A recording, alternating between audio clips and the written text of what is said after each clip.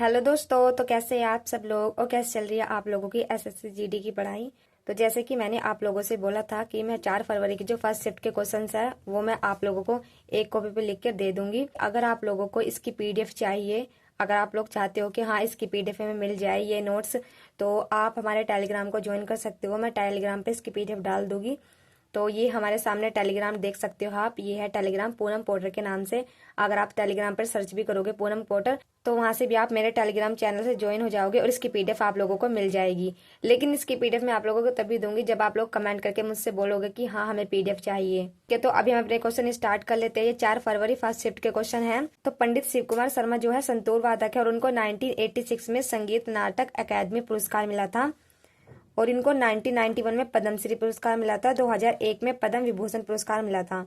ये जितने भी क्वेश्चन मैं आप लोगों को करा रही हूँ, तो ये ऐसा नहीं है कि जो क्वेश्चन आए हैं वही करा रही हूँ, उनसे बनने वाले क्वेश्चन भी मैं आप लोगों को करा देती हूँ, जिससे अगर आप नेक्स्ट बार एग्जाम देने जाओगे, मैं खुद भी एग्जाम देने जाऊंगी, तो हमारी काफी हेल्प हो जाएगी। एम एस सुब्बुलक्ष्मी है, इनको 1998 में मिला था और शास्त्रीय गायक है ये। पंडित रविशंकर को 1999 में मिला था, जिनका संबंध सितार वादक से है। बिस्मिल्लाह खान को 2001 में मिला था, इनका संबंध शहनाई से है। पंडित भीमसेन जोशी, इनको 2009 में मिला था, जो कि शास्त्रीय गायक हैं।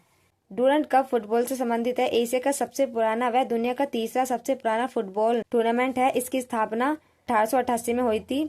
मैंने एक्स्ट्रा में कुछ नोट पॉइंट लिखे हैं क्योंकि आप लोगों को पता है कि एसएससी पैटर्न फॉलो करती है और हो सकता है कि इसमें से कुछ क्वेश्चन बन जाए। आज तो डूरंट कप से पूछा था और नेक्स्ट बार फुटबॉल, हॉकी या क्रिकेट से भी पूछ सकते हैं। तो जैसे कि फुटबॉल में है रोवर्स कप, फुटबॉल से संबंधित है। संतोष ट्रॉफी है, सुब्रतो कप है, डूरंट कप है, आशुतोष कप है और AFC challenge cup, MNREGA cup है। और हॉकी से हमारा रंगास्वामी कप है, रंजीत ट्रॉफी है, आगा खा है। और क्रिकेट से हमारा दिलीप ट्रॉफी है और रणजी ट्रॉफी है, जिसकी स्टार्टिंग हुई थी 1934 से 35। इसके बाद में कुछ एक्स्ट्रा पॉइंट में आ जाता है। सुधीरमन कप है बैडमिंटन से और विलियम जोन्स कप है बास्केटबॉल से। यूथांट कप है लॉन टेनिस से। तो ये सभी क्वेश्चंस आज पूछे गए थे और इनसे बनने वाले एक्स्ट्रा क्वेश्चन मैं आप लोगों को बता देती हूँ। आप लोग ये भी कर लेना, शायद एग्जाम में कुछ हेल्प हो जाए आपकी और मेरी दोनों की। सुल्तान अल्जान शाह कप की मेजबानी मलेशिया ने की है। रणजी ट्रॉफी सबसे ज्यादा बार मुंबई ने जीती है। भारत की सबसे पुरानी फुटबॉल प्रतियोगिता डूरंट कप है। उबेर कप का संबंध महिला बैडमिंटन से है।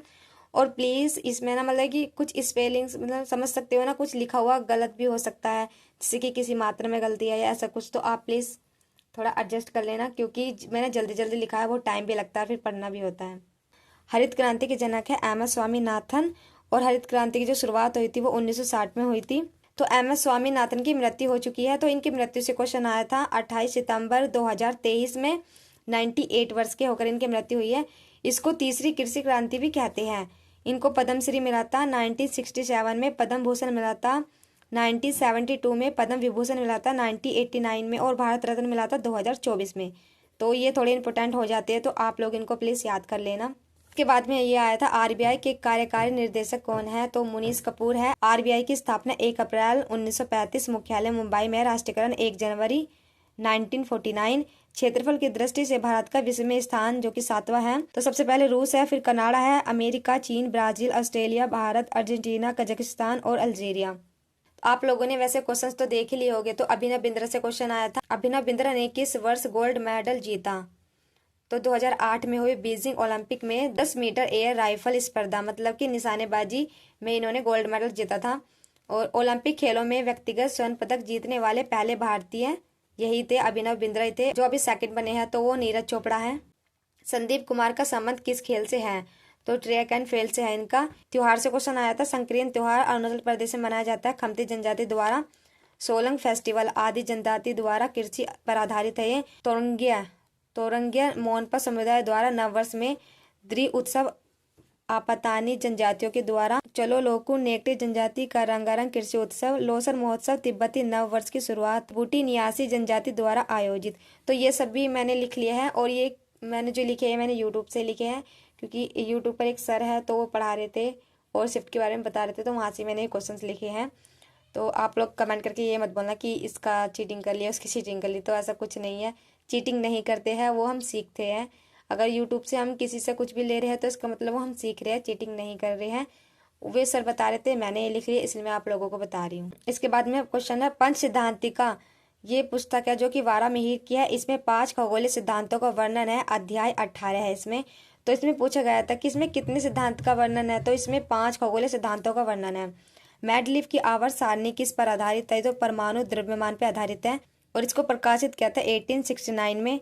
जनवन पत्रिका में प्रकाशित हुई थी ये 1972 में। आधुनिक आवर्त सारणी परमाणु संख्या पर आधारित आधुनिक आवर्त नियम का प्रतिपादन मोजले ने किया था।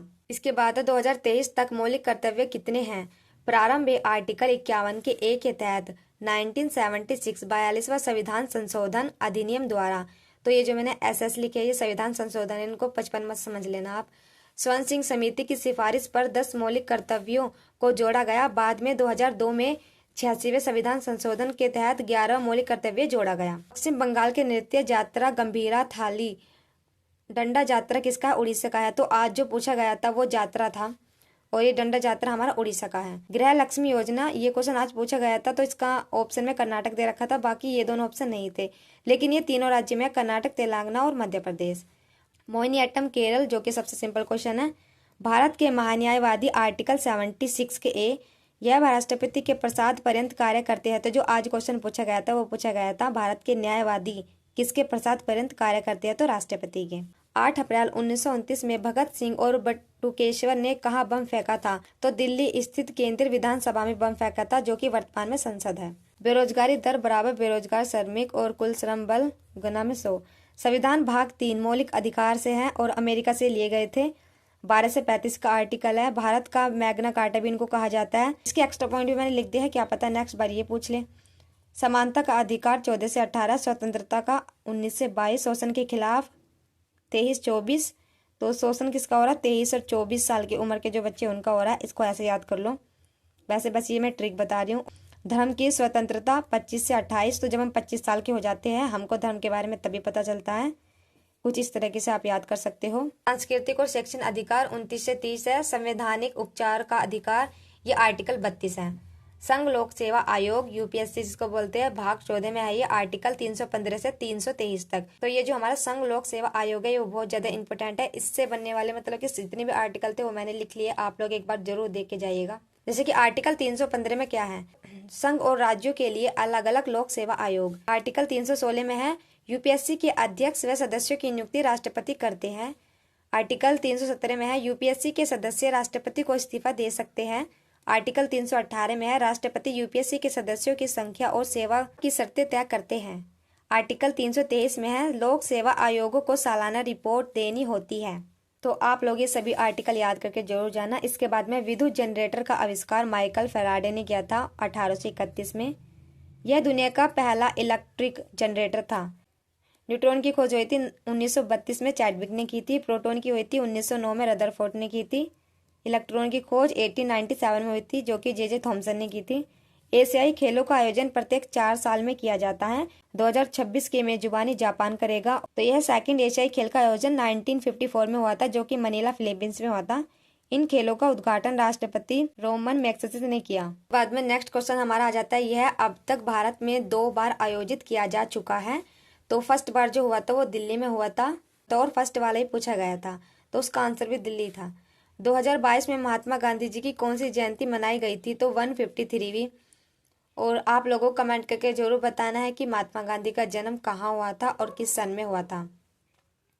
पीएम रोजगार महोत्सव योजना 9 अगस्त 2016 में स्टार्ट हुई थी। राष्ट्रीय बहुआयामी गरीबी सूचकांक किसके द्वारा जारी किया जाता है, तो नीति आयोग के द्वारा जारी किया जाता है। सबसे अधिक गरीबी दर वाला केंद्र शासित प्रदेश जो हमारा दादर नगर हवेली है, और सबसे कम जो है वो पुडुचेरी है।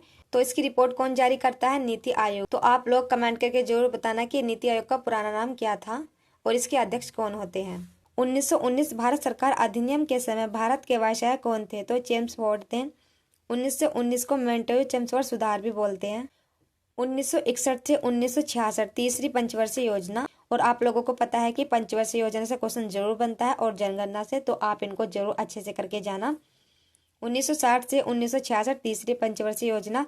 इसका उद्देश्य था कृषि व गेहूं के उत्पादन में सुधार। इसका लक्ष्य रखा गया था 5.6%, लेकिन जो प्राप्त हुआ था वो 2.4% हुआ था बस। प्रथम जो हमारी पंचवर्षीय योजना थी वो 1951 से 1956 में थी। आर्थिक विकास पर जोर दिया गया था इसमें भारत के प्रथम पीएम पंडित जवाहरलाल नेहरू ने भारतीय संसद में प्रस्तुत किया गया था। उद्देश्य था इसके कृषि पर ध्यान केंद्रित करना और भाखड़ा नागल बांध के लिए भारी आवंटन किया गया था। तो पहली पंचवर्षीय योजना का मॉडल जो था वो हेराल्ड डोमन मॉडल था और इसका लक्ष्य 2.1% था, लेकिन प्राप्त कितना हुआ था 3.6%। इसमें हम प्रॉफिट में थे। और इसके बाद दूसरी पंचवर्षीय योजना 1956 से 1961 पीसी महालोबिस के नेतृत्व में, इसका नोट पॉइंट है तीव्र औद्योगिकरण व सार्वजनिक क्षेत्र पर बल दिया गया था।